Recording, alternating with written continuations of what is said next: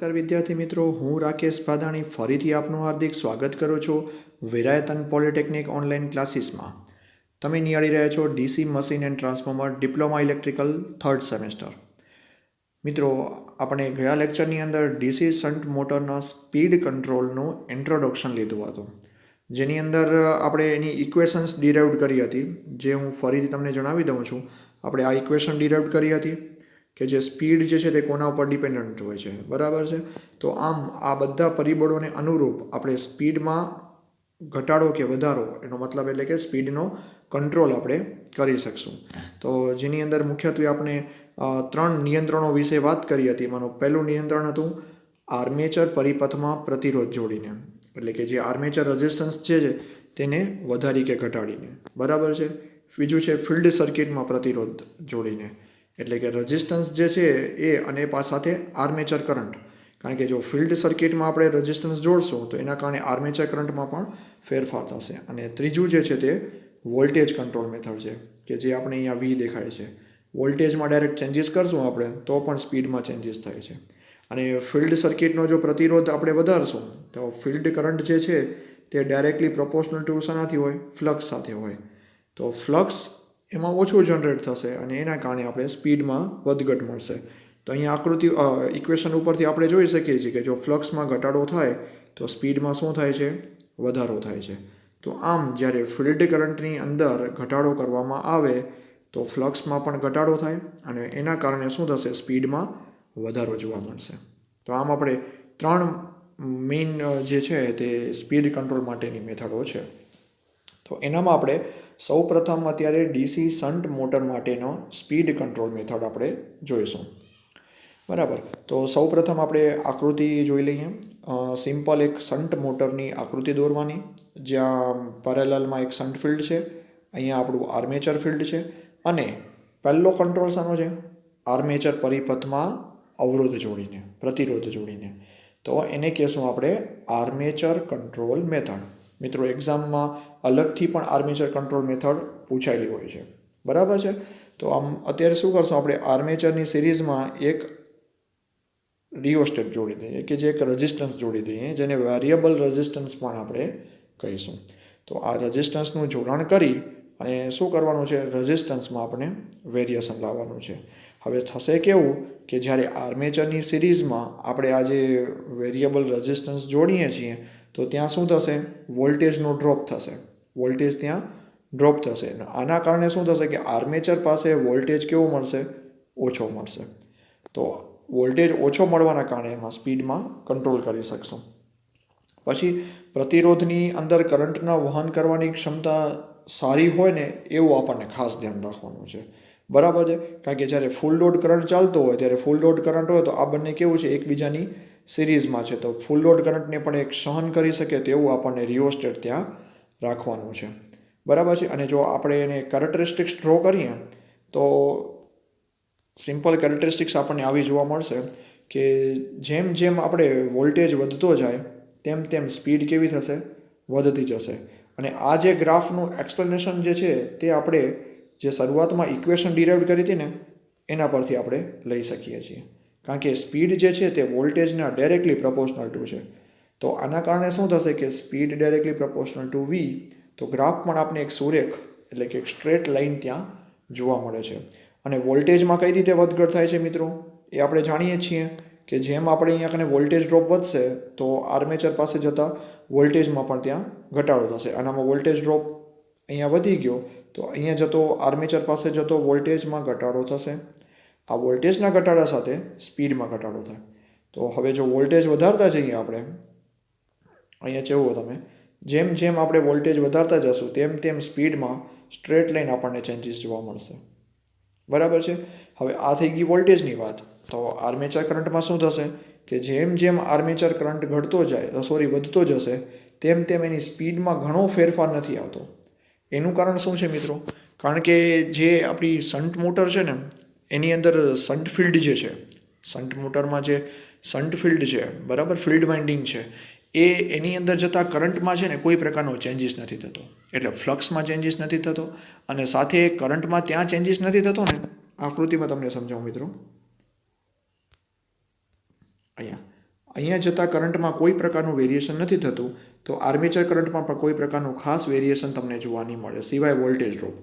Voltage drop અલગ છે, બરાબર, અને કરંટ તો બંને જગ્યાએ સરખો જ હોય. તો આમ કરંટ આપણને સેમ જોવા મળશે આર્મેચર કંટ્રોલ મેથડની અંદર, બરાબર છે. એટલે કે ખાસ વધારો ઘટાડો એમાં જોવા મળતો નથી. તો આ કરંટ જે છે એની સ્પીડ જે છે, કરંટમાં ધારો કે આપણે વધારો કે ઘટાડો કરશું, સોરી,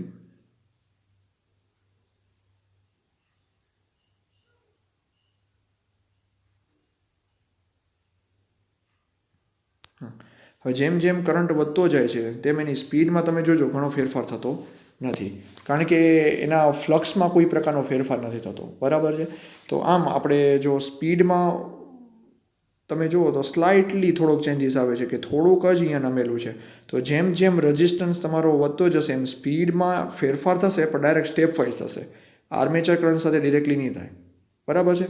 કે તમે ગ્રાફમાં જોઈ શકો તેવી રીતે કે જેમ જેમ આર્મેચર કરંટ વધારતા ગયા તો તેમાં સ્પીડમાં વધારો કેવી રીતે આમ સ્ટ્રેટ લાઇન જેવો જોવા મળે છે.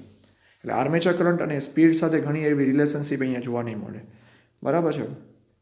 અને જો એના ફાયદાઓની વાત કરીએ મિત્રો, તો ફાયદાઓ તો એક જ છે કે રીત કેવી છે, સરળ છે, એકદમ સિમ્પલ રીત છે, કે ફક્ત આપણે શું કરીએ છીએ કે આર્મેચરની સિરીઝમાં આપણે ત્યાં રિયોસ્ટેટ જોડી દઈએ છીએ, બસ, બીજું કાંઈ જ નથી કરતા. અને ગેરફાયદાઓ મિત્રો, તો સ્પીડ કંટ્રોલ નોર્મલથી નીચે મળે છે, એટલે કે સારું સ્પીડ કંટ્રોલ નથી મળતું. પ્રતિરોધ જે આપણે જોડાણ કરીએ છીએ ત્યાં કને પાવર લોસ થશે, કારણ કે આર્મેચરની સિરીઝમાં જે રેઝિસ્ટન્સ જોડ્યો તો ત્યાં લોસ તો થવાનો છે, I²R according to voltage drop થાય છે, તો એ લોસીસ થાય છે. પછી એની ઇફિશિયન્સીમાં ઘટાડો થશે, રેઝિસ્ટન્સ એડ થઈ જાય છે, એટલે આઉટપુટ પાવરમાં પણ એનો ઘટાડો થશે, કારણ કે વોલ્ટેજ ડ્રોપ ત્યાં થાય છે. તો આમ આપણને 4 આટલા ડિસએડવાન્ટેજીસ જોવા મળે છે. બીજી મેથડ છે મિત્રો field control method. Field control મેથડમાં શું કરવાનું, ફક્ત પહેલાં આપણે શું કરીએ તો રિયોસ્ટેટને આર્મેચરની સિરીઝમાં જોડ્યો હતો, એની જગ્યાએ હવે શું કરશું, ફિલ્ડની સિરીઝમાં ડાયરેક્ટ રેઝિસ્ટન્સને જોડી દેશું. હવે ફિલ્ડની સિરીઝમાં રેઝિસ્ટન્સને જોડીએ અને ફિલ્ડ કરંટમાં જો ઘટાડો કરીએ તો શું થાય, ફ્લક્સમાં ઘટાડો થાય, ફ્લક્સમાં ઘટાડો થશે, કારણ કે જે આની અંદર આવતો કરંટ એટલે કે ફિલ્ડ કરંટ જે છે તે ઘટી જાય, તો એની સામે ત્યાંથી જે જનરેટ થતું ફ્લક્સ છે એમાં પણ ઘટાડો થશે. ને આપણે જાણીએ છીએ સ્પીડની ઇક્વેશન, તો સ્પીડની ઇક્વેશનમાં કેવું છે, ફ્લક્સ ક્યાં હતું, નીચે હતું. તો ફ્લક્સમાં જો ઘટાડો જોવા મળશે તો સ્પીડમાં શું મળશે, આપણને વધારો જોવા મળશે, બરાબર છે. તો એનો જો ગ્રાફ તમે ડ્રો કરો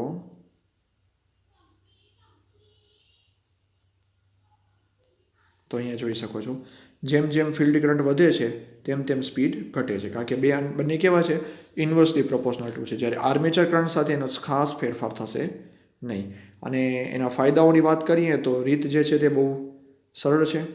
ગેરફાયદાઓની વાત કરીએ તો પાવર લોસ થશે, સ્પીડ કંટ્રોલ નોર્મલથી પણ ઓછું મળે છે, અને એટલે કે રેટેડ સ્પીડે ઓછું આપણે એની જે રેટેડ સ્પીડે ફરતું હોય, ધારો કે 1500 RPMની મોટર હોય તો 1500 RPM ફરતું હોય ત્યારે એની સ્પીડ કંટ્રોલ જે છે એ પરફેક્ટલી આપણે કરી શકતા નથી. અને રિયોસ્ટેટનું જેટલા વેરિયન્ટવાળું હશે એટલામાં જ આપણે એનામાં ફેરફાર કરી શકશું સ્પીડનો, એનાથી વધારે આપણે ફેરફાર નથી કરી શકતા. પછી છે વોલ્ટેજ કંટ્રોલ મેથડ.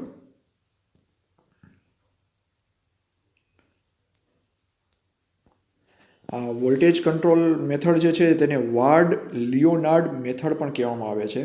એક્ઝામમાં ડાયરેક્ટ પણ પૂછાઈ શકે છે કે વાર્ડ-લિયોનાર્ડ મેથડ શું છે, બરાબર. આ રીતની જે વોલ્ટેજ કંટ્રોલ મેથડ જે છે સ્પીડ કંટ્રોલ માટેની, એમાં શું હોય છે કે મોટરના આર્મેચરને જે આપણે વોલ્ટેજ આપીએ છીએ એ ઓછા વધતા કરવામાં આવે. એટલે ઓછા વધતા કરવામાં આવે એનો મતલબ શું, કે જે આપણી મોટર ફિલ્ડ છે, આ મોટર ફિલ્ડ એને આપતો વોલ્ટેજ છે ને એનામાં જ આપણે વધારો ઘટાડો કરવાનો છે, અને આ વધારા ઘટાડાના કારણે જ આનો સ્પીડનો કંટ્રોલ થશે. તમે આકૃતિમાં જોઈ શકો છો તેવી રીતે.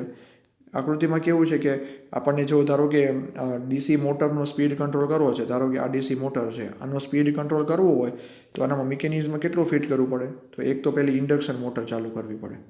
હવે આ ઇન્ડક્શન મોટર એટલે કે એના માટે આપણી પાછો 3 ફેઝ જોઈએ. આ 3 ફેઝથી પહેલાં ઇન્ડક્શન મોટર ચાલુ કરવાની.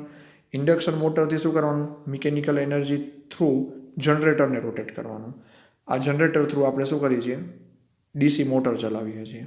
અને સાથે એને જે એક્સાઇટેશન આપવાનું છે તે એક્સાઇટર થ્રુ આપણે ડીસી મોટરના જ એક્સાઇટર થ્રુ આપણે શું કરશું, જનરેટરનું ફિલ્ડ બનાવેલું છે કે જેના દ્વારા શું થશે, જનરેટરને અહીંયા ફિલ્ડ મળશે.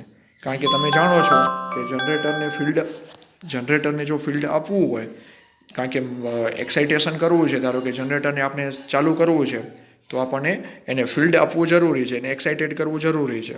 તો આમ એને એક્સાઇટેડ કરવામાં આવે છે. અને હકીકતમાં જોઈએ તો આ જે સિસ્ટમ છે એ બહુ જ ખર્ચાળ બની જાય છે. કારણ કે તમે જોઈ શકો છો કે એક મોટરને કંટ્રોલ કરવા માટે આપણે ઇન્ડક્શન મોટર, એક્સાઇટેશન, જનરેટર આ બધું ફિટ કરવું પડે છે. તો આમાં થશે કેવું કે જે ડીસી વોલ્ટેજ ત્યાં ઉત્પન્ન થાય છે, બરાબર, આની અંદર ડીસી વોલ્ટેજ ક્યાંથી ઉત્પન્ન થશે, જનરેટરમાંથી. આ ડીસી વોલ્ટેજ જે ઉત્પન્ન થાય એ વોલ્ટેજ કોને આપીએ છીએ આપણે, મોટરને આપવાનો છે, બરાબર છે, જેના દ્વારા મોટર જે છે તે રનિંગ કન્ડિશનમાં આવે છે. એટલે મોટરની સ્પીડમાં ફેરફાર કોના દ્વારા થશે, તો ફિલ્ડ રેગ્યુલેટરના કારણે. આ જે મોટરનું ફિલ્ડ આપણે આપીએ છીએ તેના દ્વારા. અને આ જે ફિલ્ડ છે એ પાછું કોનું છે, કે જે એક્સાઇટેશન દ્વારા જે ફિલ્ડ મળ્યું છે ને તે જ છે. તો આપણે સ્પીડને જો કંટ્રોલ કરવી હોય તો એ આ ફિલ્ડ રેગ્યુલેટરની મદદથી આપણે આમ કરી શકશું. તો જેથી ફ્લક્સમાં જો ફેરફાર થાય, એટલે કે ધારો કે સમજી લો કે આ જે મોટર જે છે તેની ફિલ્ડ વાઇન્ડિંગમાં આપણે ચેન્જીસ કરશું તો ત્યાં શું થશે કે મોટરના ફ્લક્સમાં ફેરફાર થશે. અને મોટરના ફ્લક્સમાં ફેરફાર થશે તો ત્યાં ઉત્પન્ન થતું જે વોલ્ટેજ છે એ વોલ્ટેજમાં ફેરફાર થશે. અને વોલ્ટેજમાં ધારો કે ઉત્પન્ન વોલ્ટેજ E થાય છે અને ટર્મિનલ પાસે મળતો વોલ્ટેજ કેટલો છે, V છે.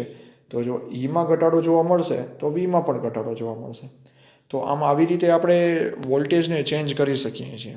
પણ આ જે મેથડ છે ને એ થોડીક ખર્ચાળ છે, કારણ કે આમાં લોસીસ ઘણા છે, તમે જોઈ શકો છો તેવી રીતે.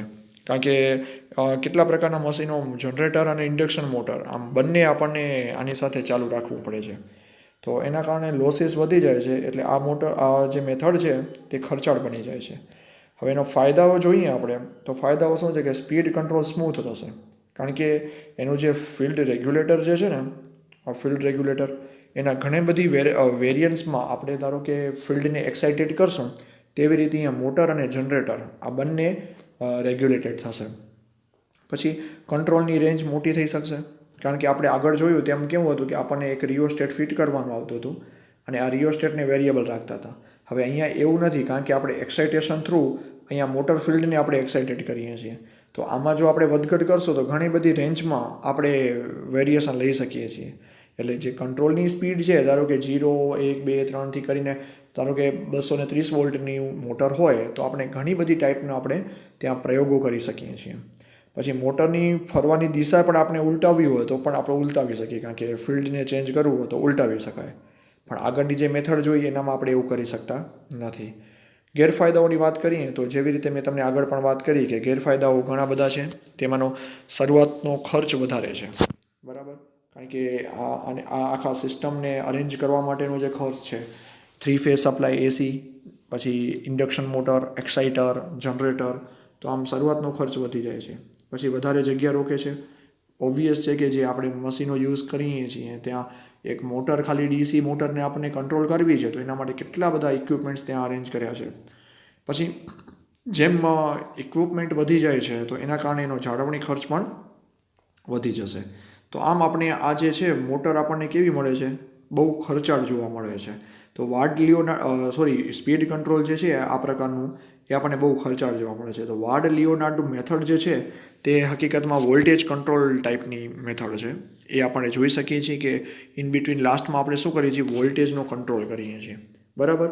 અને આ વોલ્ટેજના કંટ્રોલ સાથે આપણી ઇક્વેશન જે એવી રીતે હતી તે ઇક્વેશન મુજબ ધારો કે n આપણે V વાળી ઇક્વેશન હતી કે વોલ્ટેજમાં જો ઘટાડો થશે તો સ્પીડમાં સાયમલ્ટેનિયસલી ઘટાડો ત્યાં જોવા મળશે આપણને.